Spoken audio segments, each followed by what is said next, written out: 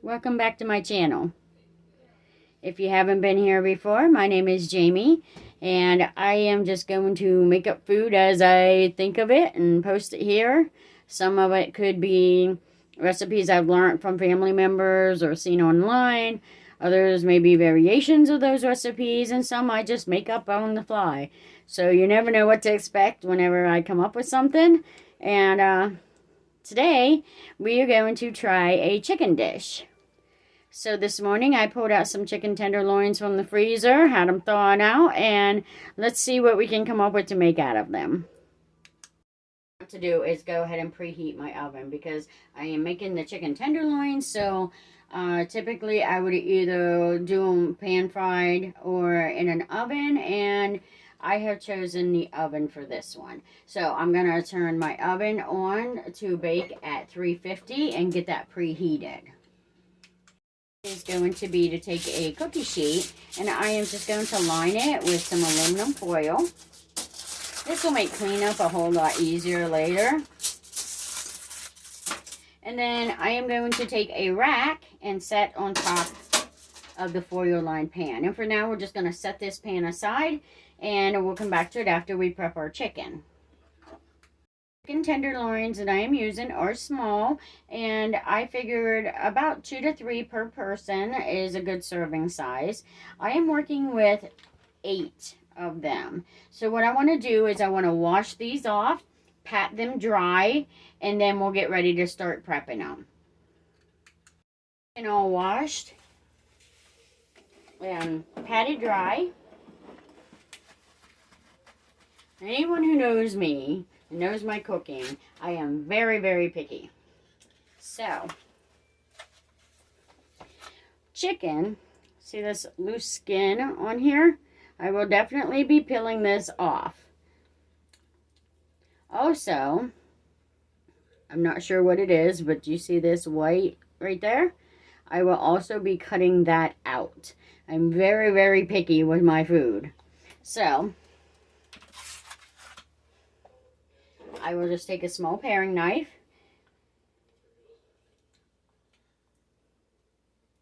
and if you cut along the white, I don't know if that's a vein or what it is, but you can kind of just run your knife down along the side of it so you don't lose a lot of the meat.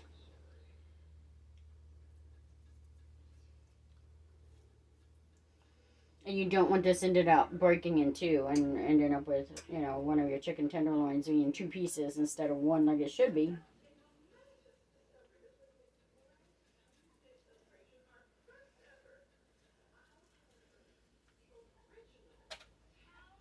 Then once you get to the bottom, that piece will just pull right out. And you're left with kind of a split tenderloin. Nothing wrong with that. We're going to use that as it is. Now I'm just going to peel the skin off of it.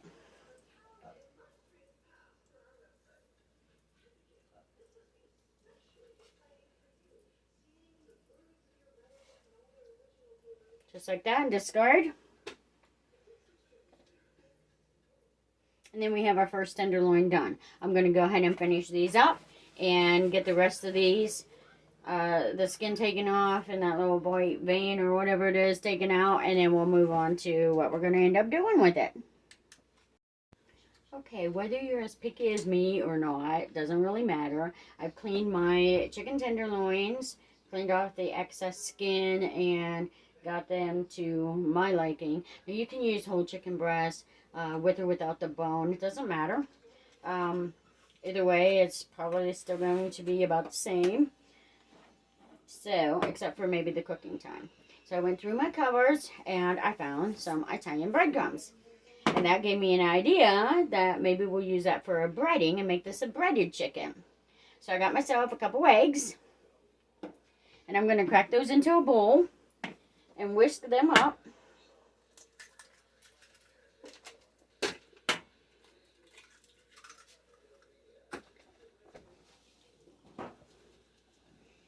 All right. Just going to whisk this up real quick.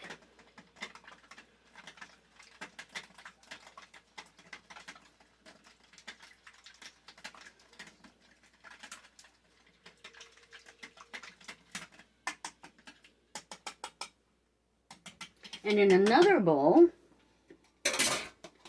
I'm going to add some of the Italian breadcrumbs. Now, this is a fine breadcrumb. So if you want something to give it maybe a little bit more crunch, you could use something like an oatmeal or like a cornflake, and you can just break that up. Depends on how crunchy or how crispy that you want this to turn out. I am actually going for something more of a milder without a lot of a crunch or crisp to the outside. Okay, so at this point, what I want to do is I want to start taking my chicken tenderloins. And what I'm going to do is submerge them in this egg mix that I just made up. And then after I do that, let the excess come off of the chicken. And then I'm going to put them into the breadcrumbs. And then I'm going to want to cover this. Make sure it is fully covered.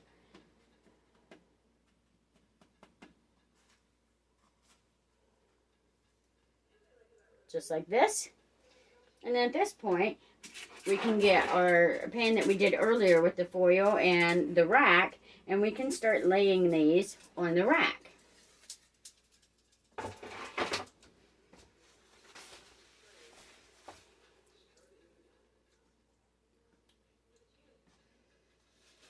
Now, typically speaking, you're going to want one hand for the wet and one hand for the dry.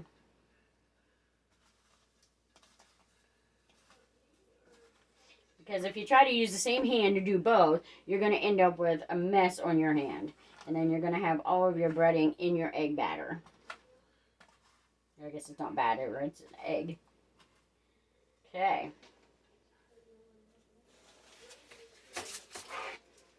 Now we'll line that on this.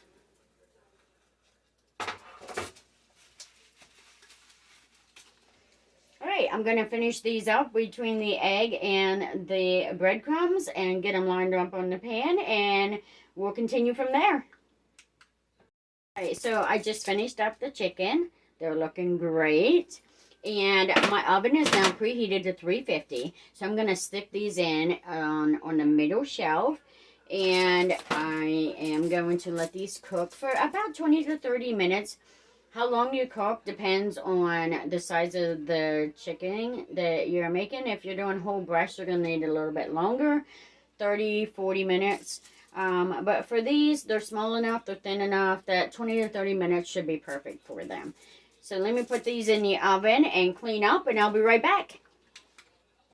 Alright, for a quick backtrack here, I just want to go back to the chicken and caution you, because different thicknesses and different sizes of chicken does depend on the cooking time and the cooking temperature as well. So whether you're doing a whole chicken breast with the bone in, the bone out, thin tenderloin, maybe even chicken strips, depending on what you're using, please always check the packaging. The packaging usually has a recommended cooking temperature and a recommended cooking time. So just because I'm cooking my chicken tenderloins for 20 to 30 minutes at 350 does not mean that the chicken you have chosen should be cooked at that same temperature or for that same time. So please just double check the packaging and make sure that you're cooking at the right temperature and for the right amount of time. Also, you're going to want to make sure that you temp it. So I would highly recommend investing into an instant read meat thermometer. And you want to make sure your chicken is cooked to 165 degrees. So, again, set your oven and your timer to whatever is recommended by the chicken that you choose to use to make this meal. Alright, so I was thinking, chicken pairs nicely with pasta. Now, a lot of times when I'm doing a chicken, I will do usually like a butter garlic pasta or a white sauce with it. But I think today, because we're doing a breaded chicken, I think I want to do a tomato-based sauce. So, I checked my cupboards again, and it seems like I got a lot of penne. So, I am going to get a pot of water going here. And I'm just going to add a little bit of salt to it. You absolutely do not have to add salt to your pasta water. A lot of people don't like to cook with salt or use it at the table either. So that is just going to be a personal preference on whatever you decide. I would rather cook with the little bit of salt and not use it at the table. So I'm going to bring this to a boil. And then once it starts boiling, I'm going to add a pound of penne to it. You can use whatever pasta noodle you have on hand. This would work well with a linguine, maybe a ziti, even a thin spaghetti, an angel hair spaghetti, something like that. I think this would work very well with. And then once it starts boiling and I add my penne, we'll start working on our sauce. So I'll be back as soon as this gets going. Alright, our water is just getting started on the boiling, so I'm going to give it a couple more minutes before I add my penne to it. And cooking the penne is going to be a personal preference. If you ever watch cooking shows or cooking competitions, most of the time they advise you to cook it till it's just al dente. Normally 10 minutes or so, depending on what type of pasta that you're actually cooking. Excuse me, a thin pasta like an angel hair spaghetti usually takes about 8 minutes. Some of the thicker pastas will take a little bit longer. Now, for me personally, I do not like al dente pasta. I know you're not supposed to say that, and most chefs or cooks will tell you to cook it al dente. I don't like it that way. So I cook mine until they're just tender, but not firm like an al dente would be. I don't like a firm noodle. So again, this is going to be personal preference. 8 to 10 minutes, 10 to 12 minutes, 12 to 15 minutes. You go by what the noodle is that you're cooking and how you like it. If you like it a softer noodle, you're going to want to cook it a little bit longer. If you like a firmer noodle, you're not going to want to cook it as long, and you're going to go more towards the al dente side. So for me, I will be doing mine a little bit more tender than what most chefs would recommend. But, you know, I'm just cooking in my kitchen. I'm not a chef. So you go by your own preference for that one. Okay, so my salted water is now to a good boil, and I am ready to add my penne to it.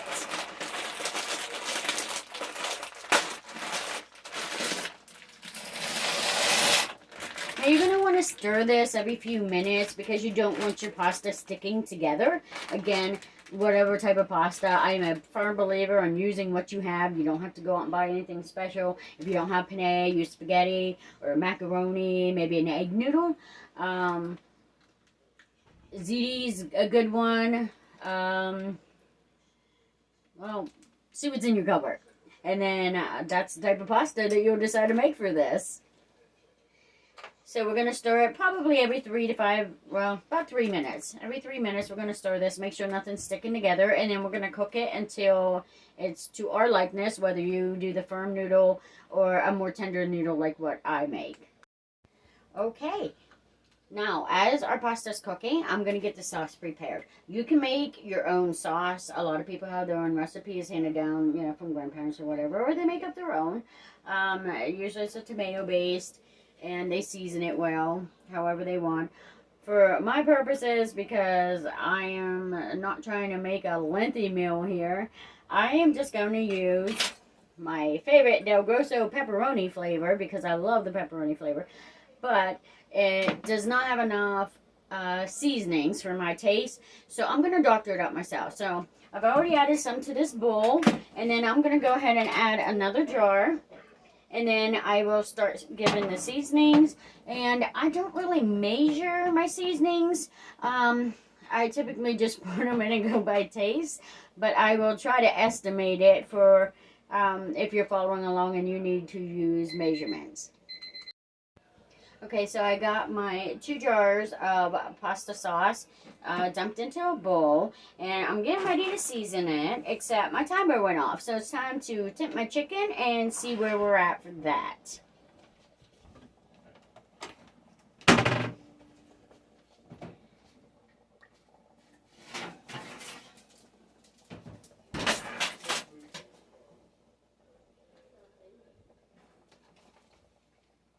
So I am simply using an instant meat thermometer that I would use during the summertime when I'm grilling out. Grab one of the thicker pieces and you're going to want to go in the center. And we're looking for at least 165. I've got 178. Now, just to be cautious, I am going to temp more than one piece.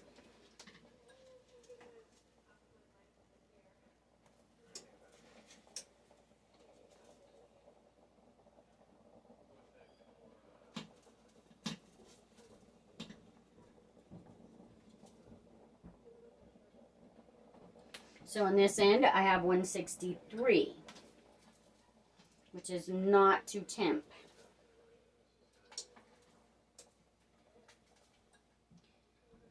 And down here I have 174. So that just tells you my oven is old and it does not heat properly.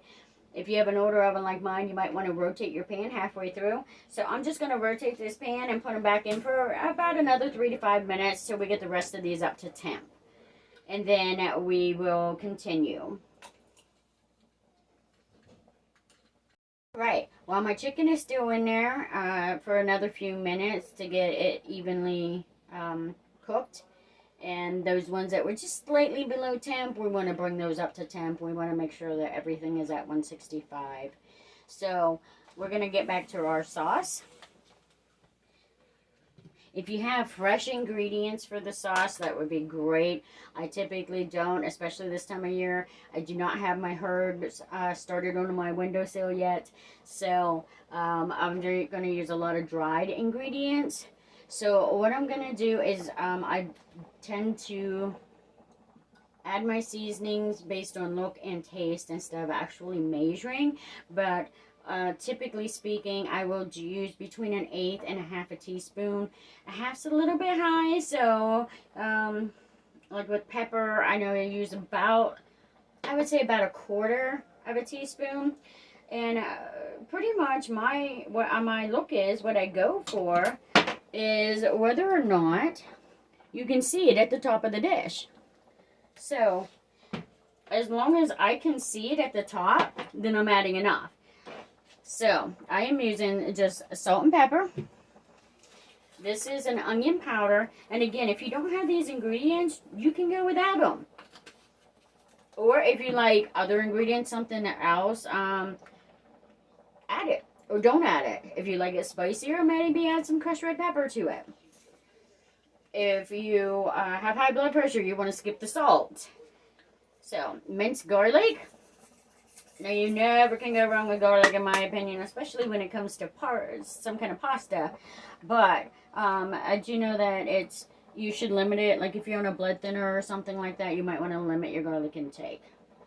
We're going to add some oregano leaves. This would be perfect if you had fresh oregano to add. I do not. I am using some garlic powder. Again, these seasonings, please check in with your doctor if you have any health concerns on what you're allowed and what you're not allowed. This is a minced onion. And then a little bit of parsley flake. And as you can see, all of those seasonings right there on the top. I love the look of that. Now, this is actually a minced garlic and extra virgin olive oil. I just get it from Walmart. It's a great value brand. So, I am going to add about a tablespoon of the minced garlic because I am just a garlic nut. I love the smell of garlic. I love the taste of garlic. And when it comes to pasta, it just really brings out the flavors in that pasta dish. So all I'm going to do is stir this all together, and then I'm going to set this aside until our pasta is done. In the meantime, I'm going to retemp my chicken and make sure everything's up to par. And remember, you want your chicken to be at least 165 degrees. So set this aside, and I'll be right back as soon as I temp my chicken. So when I do a pasta, especially a pasta with a red sauce, I always like to have something green because the green really helps to offset that red sauce. So I decided that I am going to do a green bean casserole with mine. Now, There are so many recipes for a green bean casserole. Mine is pretty basic. I do use cream of chicken soup because I'm allergic to mushroom, but I know a lot of people use cream of mushroom. This is also very good with a cream of celery or cream of broccoli soup as well. So whatever your preference is, the first thing I do is I get a casserole dish. And then I'm going to put my creamed soup in. For me, it's cream of chicken.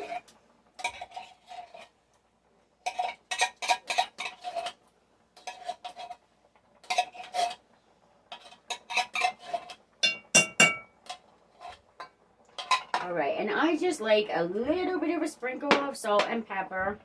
Just to give it some flavor. Again, if you don't like the seasonings, don't add them. It's fine. Or you could add your own seasonings. Now, what I like to do, even when you scrape the side of a can, you don't get it all out of there. So, I am going to take some milk. Now, I am using 2%. You can use a whole milk, a 1%, or even a skim milk works fine for this dish. And I'm going to fill that soup can halfway full with milk. Not a full can, we're just doing a half a can. And then I am going to take my spoon and I am going to scrape the sides of it and mix it into that milk. And that gets a lot of that extra soup off of the sides. And then I'm going to dump that into my casserole dish.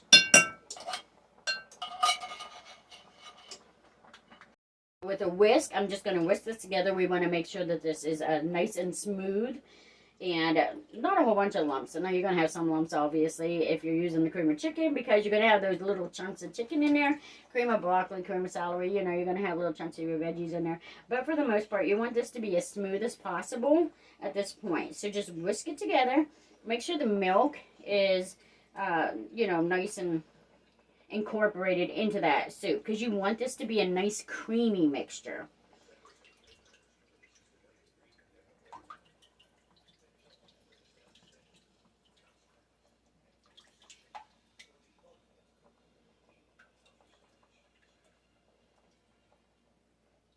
Now, the reason that we did not use a whole can of milk is because it would make it too runny. As it cooks, it's going to get a little bit runny. The water is going to come out of the green beans, and it would just make it too runny. So that's why we only used a half a can of the milk. Now, once you have that all stirred up, then we're going to add 2 cans of green beans that we've already drained.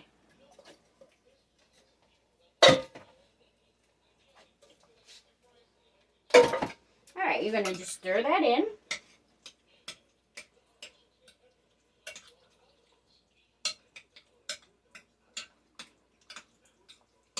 And then at this point, you're going to want to use French fried onions. Again, I'm just using the Great Value brand from Walmart. So you're going to want to take about a cup of these.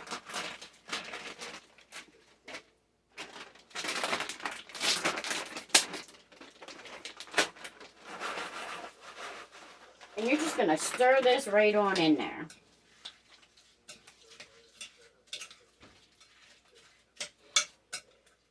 Make sure everything is nice and covered with that soup.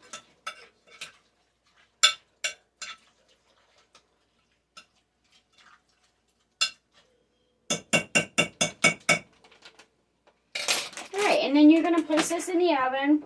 Probably in the middle shelf would be best. And you're going to let this cook for about 30 minutes. Now, ideally, you're going to want to put the casserole in the oven along with your chicken at the 350. And then that way when they're cooking 20-30 minutes, maybe 45 minutes, depending on what type of chicken you're making, they will come out at the same time. So, now my pasta is done. And I'm going to drain that and get ready to toss it with the sauce. So, I've got my drained pasta here. I'm going to dump that back into my hot pan. And then the sauce that we made up earlier with our seasoning, I'm just going to dump that in on top of the pasta. Give that a good mix. And we will throw this back on the burner over a low heat. Just for about 5 minutes or so to heat the sauce up. And make sure everything's nicely incorporated. And by then, my chicken will be ready to pull out. And we'll start plating while we're waiting on our green bean casserole.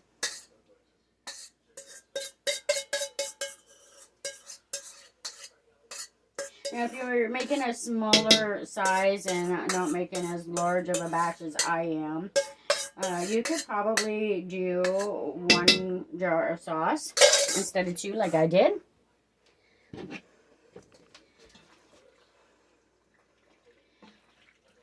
Again, these videos aren't basically to tell you got to do everything exactly like this.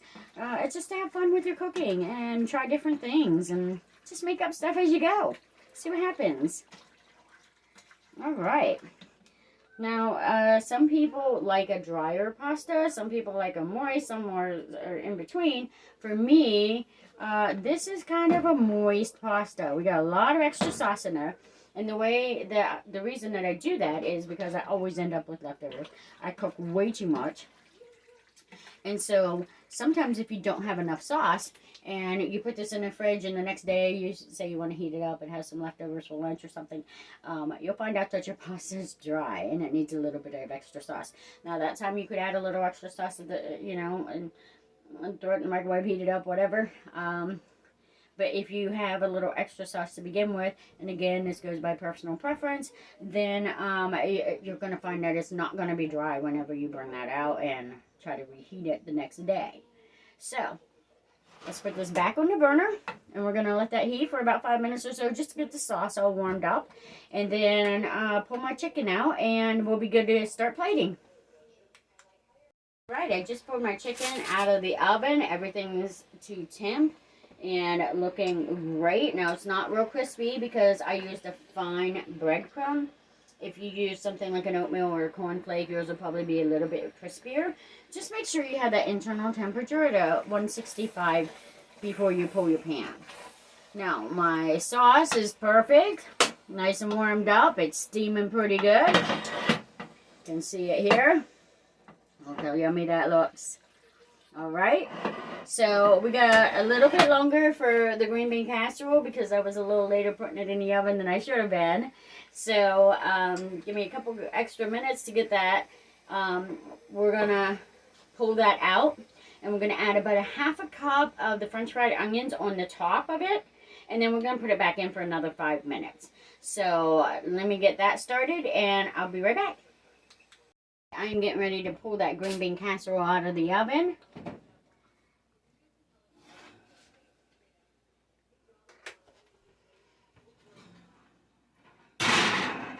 It's looking delicious. And then on the top, we're just going to take about a half a cup of the french fried onions. We're going to sprinkle that across the top of this. And then we're going to put it back in that 350-degree oven. We just want a little bit of crispness on those french fried onions. So about 5 more minutes and those should be done.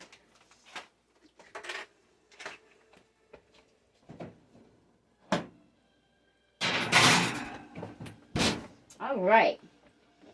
Now, while we have that in there cooking, we're going to go ahead and start plating. Okay, so when it comes to pasta, I am a big fanatic for cheese. Oh, who am I kidding? At any time, I'm a big fanatic for cheese. My breakfast is a slice of cheddar cheese. I have that every morning for breakfast. I just like my cheese.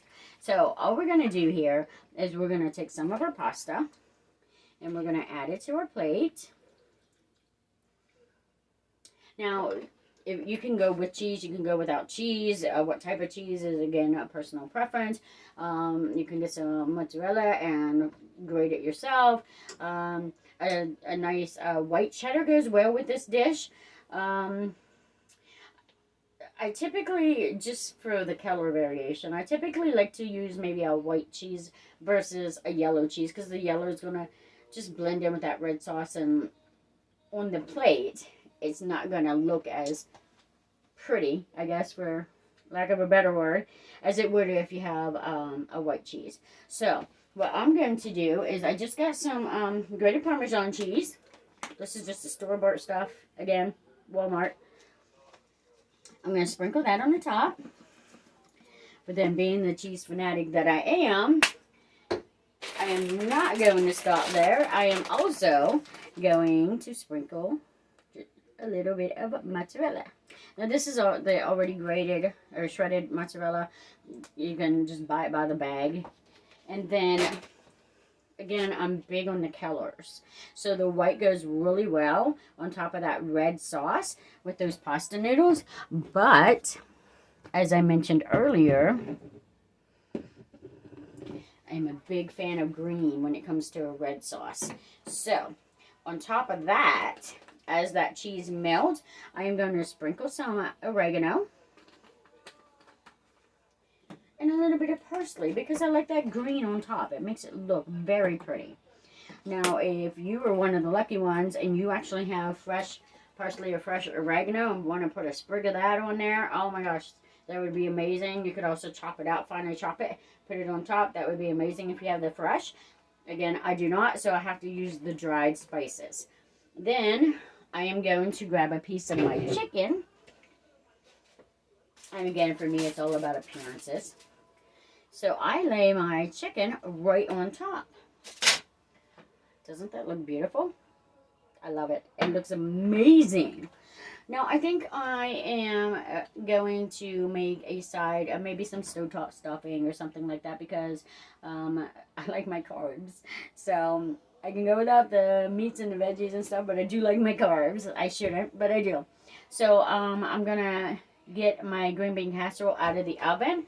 Make up some quick stovetop stuffing. You can make stuffing balls as well, or, you know, forget the stuffing altogether if you're not a carb person like myself.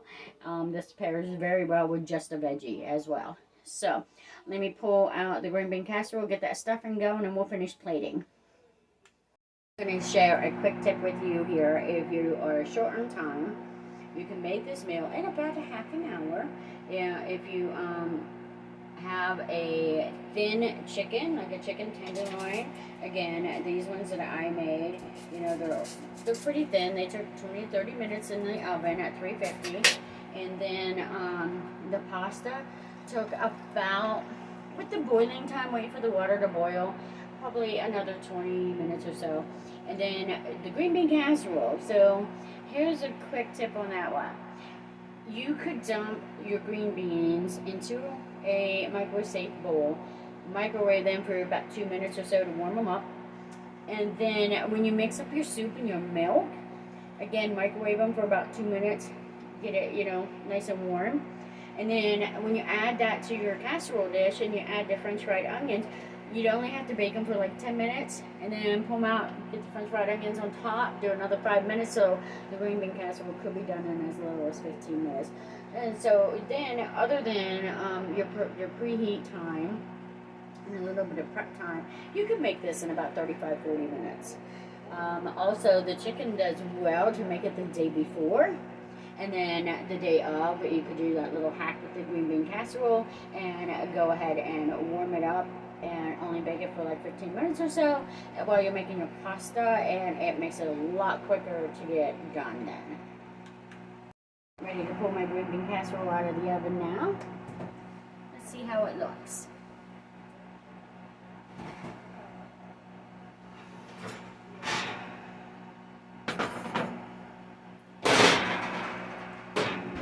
Alright, has a little bit of toastiness there on the top with those french fried onions.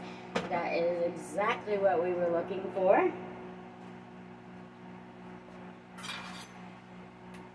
So we're going to go ahead and serve this up with our pasta and our chicken.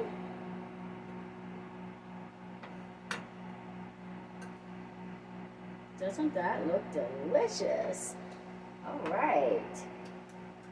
Alright, so I cheated and I made up some stovetop chicken flavored stuffing. Just cooked it in the microwave real quick. And then I like to use an ice cream scoop, because I'm all about the visual appearance of stuff. So when you use that and then you plate it, you have this nice cute little mound. Doesn't that look delicious? Okay, and dinner is served. I hope you enjoyed this episode, and I look forward to seeing you at my next one. If you like this recipe, or my last one last week was the pizza meatloaf, and not sure what I'll come up with for next week, but hit the like button, hit the subscribe button, and I hope to see you in my future video. Thank you. Bye.